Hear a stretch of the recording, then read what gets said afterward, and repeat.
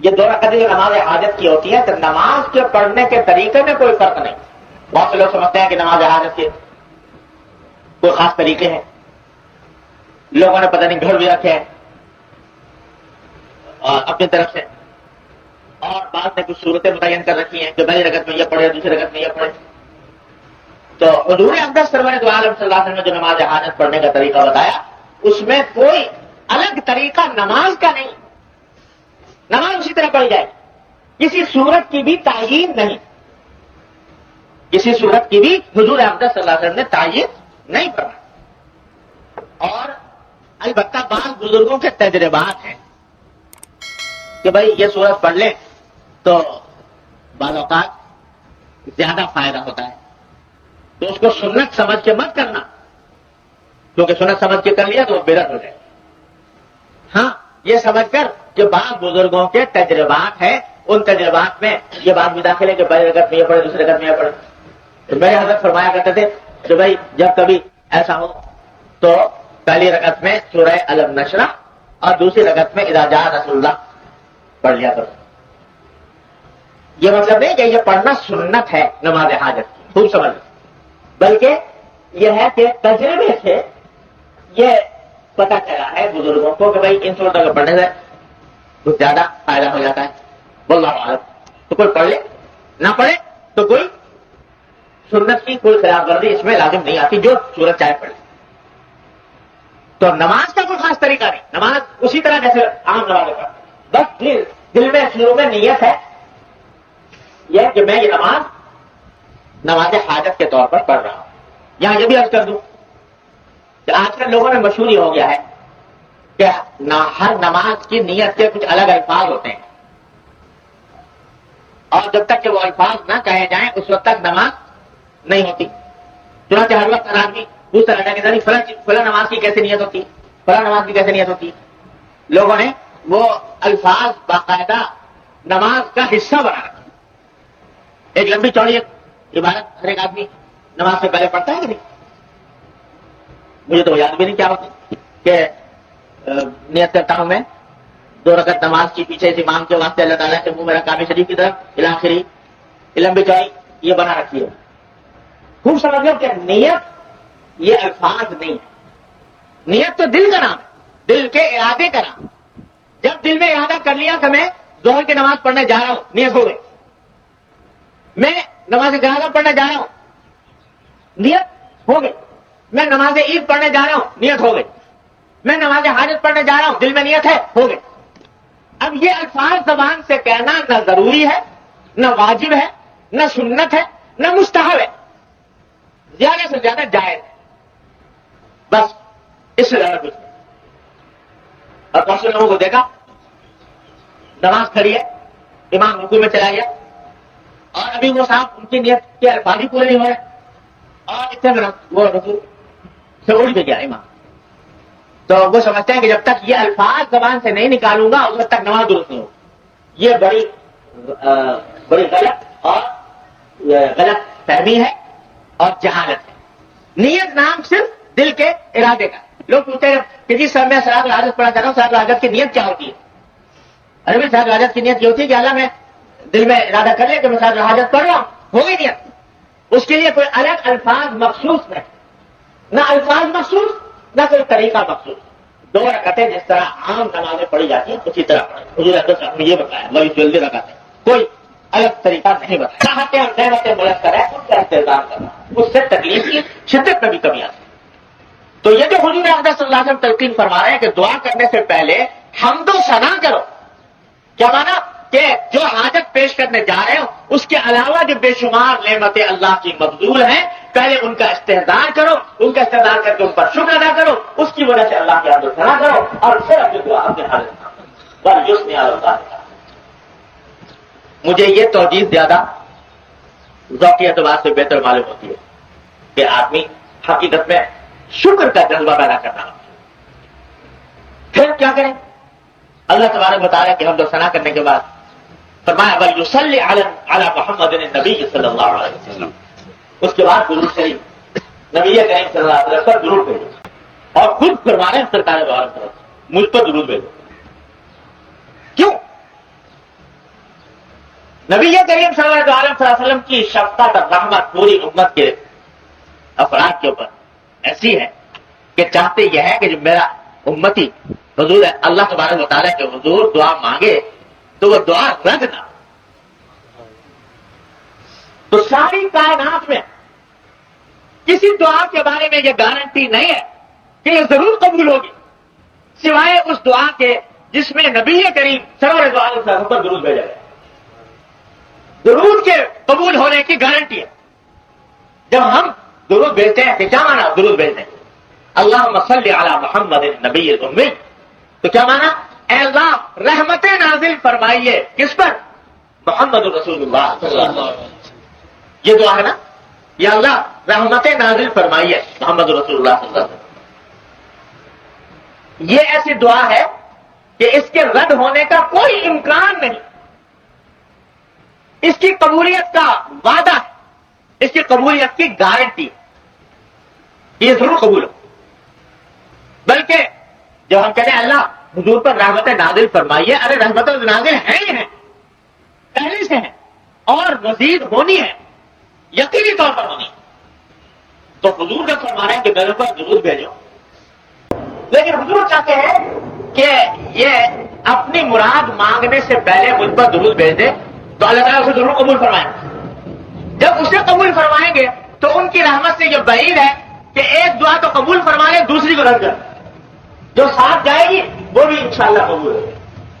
تو درود کے بھیجنے کے نتیجے میں بعد میں کی جانے والی دعا کی قبولیت کی امید ہے زیادہ, کہ وہ تو قبول ہونی ہے, یہ بھی ساتھ لگ کر اللہ کی رحمت سے امید ہے قبول ہو جائے.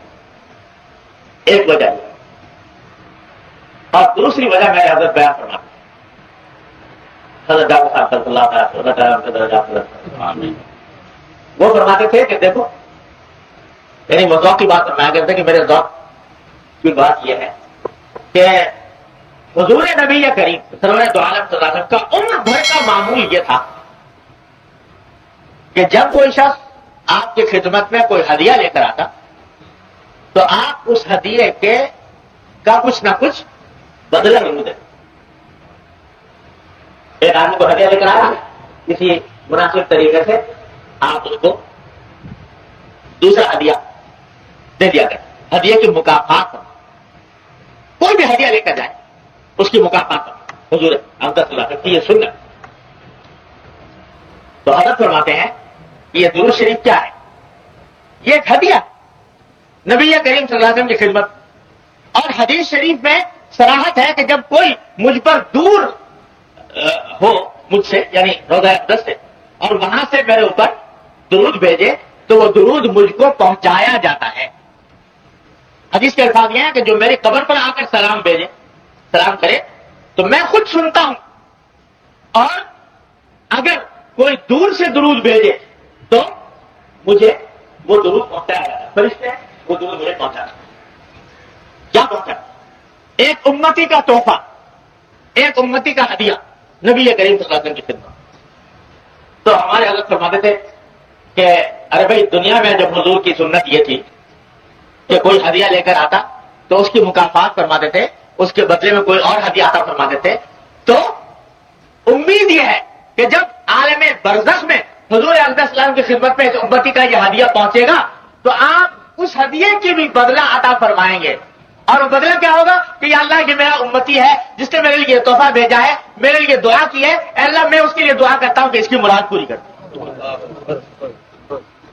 تو جب درود بھیجے گا اور اس کے بعد دعا کرے گا تو اللہ حضور احمد صلی اللہ علیہ وسلم کی شان سے کہ مناسب یہ بات معلوم ہوتی ہے کہ آپ وہاں پر دعا فرمائیں گے تھی قبولیت, اس لیے اور زیادہ قبولیت کی امید ہو جائے. تو پہلے حمد و ثنا کرو اللہ کی, پھر درود بھیجو نبی کریم صلی اللہ علیہ وسلم, اور پھر کچھ الفاظ خود تلقین فرما دیجیے. جو پہلے یہ الفاظ کیا؟ لا الہ الا اللہ الحلیم الکریم, لا الہ الا اللہ الحلیم الکریم, سبحان اللہ رب العرش العظیم. لا الہ الا اللہ الحلیم الکریم. اللہ ہی جانتا ہے اللہ تبارک و تعالیٰ کے اسماء الحسنی کے اندر کیا انوار اور کیا ان کے اندر خواص پوشیدہ ہیں، اللہ ہی بہتر جانتا ہے، اور یا اللہ کے رسول صلی اللہ علیہ وسلم بہتر جانتے ہیں ہم آپ اس کے تحت تک کہاں پہنچ سکتے ہیں۔ ان اسماء حسنہ میں بذات خود اللہ تبارک و تعالیٰ نے خاصیتیں رکھی، اور اسی وجہ سے جب حضور اقدس صلی اللہ علیہ وسلم یہ فرمائیں کہ بھائی یہ کلمات کہو، ان اسماء الحسنہ کا ذکر کرو، تو اس کے پیچھے ضرور کوئی راز ہوتا ہے، لہذا خاص طور سے وہ کلمات ہی کہنے چاہیے تاکہ وہ مقصد حاصل ہو۔ لا الہ الا اللہ الحلیم الکریم، اللہ کے سوا کوئی معبود نہیں، وہ اللہ جو حلیم ہے اور کریم ہے۔ حلیم بھی اللہ تعالیٰ کی صفات میں سے ہے، حلم، اور کریم ہے، کرم اللہ تعالیٰ کی صفات میں سے ہے۔ ان دو صفتوں کا خاص طور پر اس لیے بظاہر اللہ عالم ذکر کیا گیا کہ بندہ پہلے ہی مرحلے پر یہ اعتراف کرے کہ یا اللہ میں اس قابل تو ہوں نہیں کہ آپ میری دعا قبول کریں، اپنی ذات کے لحاظ سے میں اس لائق نہیں ہوں کہ آپ کی بارگاہ میں کوئی درخواست پیش کر سکوں، اس واسطے کہ میرے گناہ اتنے، میری خطائیں اتنی، میری بدعمالیاں اتنی کہ وہ آپ کے حضور درخواست پیش کرنے کی لیاقت مجھ میں نہیں۔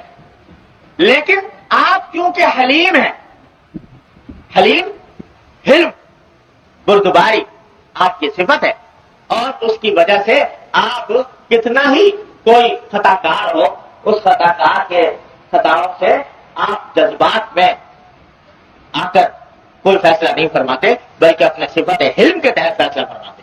اس لیے صفت حلم کا واسطہ دے کر میں دعا کرتا ہوں، تاکہ جیسے خود حضور اقدس صلی اللہ علیہ وسلم نے فرمایا دعا میں کہ اللہم عاملنی بما انت اہل ولا تعاملنی بما انا اہل، اللہم عاملنا بما انت اہل ولا تعاملنا بما نحن اہل۔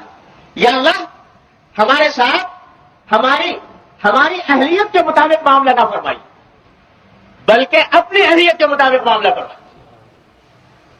ہماری اہلیت کے مطابق اگر معاملہ شروع ہو جائے العیاذ باللہ کہاں ٹھکانا رہے، ہماری اہلیت کا کے حساب سے اگر معاملہ شروع ہو جائے، اللہ ہماری اہلیت کے مطابق نہ فرمائیے، اپنی صفات کے مطابق معاملہ فرمائیے۔ تو یہاں پر حلیم کی صفت ذکر کر کے اشارہ کر دیا گیا کہ بندہ اس بات کا اعتراف کر رہا ہے کہ میں تو نہیں ہوں اس لائق، لیکن آپ کی صفت حلم، آپ کی صفت حلم کا تقاضا یہ ہے کہ میرے گناہوں سے درگزر کر، اور پھر صفت کرم کہ صرف اتنا ہی نہیں کہ گناہوں سے درگزر فرمائے، بلکہ اوپر سے مزید نوازشیں عطا فرمائے، مزید اپنا کرم فرمائے میرے اوپر۔ اس لیے حلم اور کرم کی صفتوں کا واسطہ دے کر دعا کی جا رہی ہے۔ لا الہ الا اللہ الحلیم الکریم، سبحان اللہ رب العرش العظیم، اللہ تعالیٰ پاک ہے جو عرش عظیم کا مالک ہے، والحمد للہ رب العالمین۔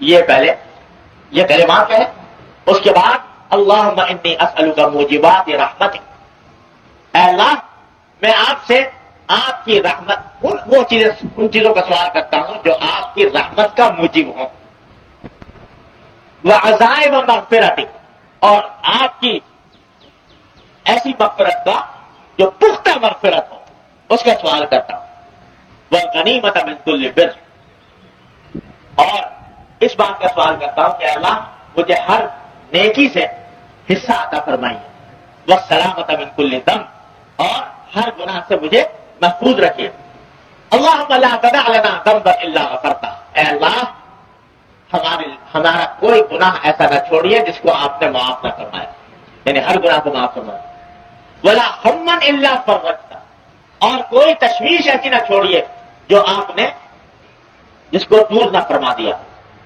اور ولا حاجت ہی لک رضا الا قضیتہا، اور کوئی حاجت ایسی نہ چھوڑیے جس میں آپ کی رضامندی ہو کہ جس کو آپ نے پورا نہ فرمایا، یا یہ ترجمہ ہے اس طرح۔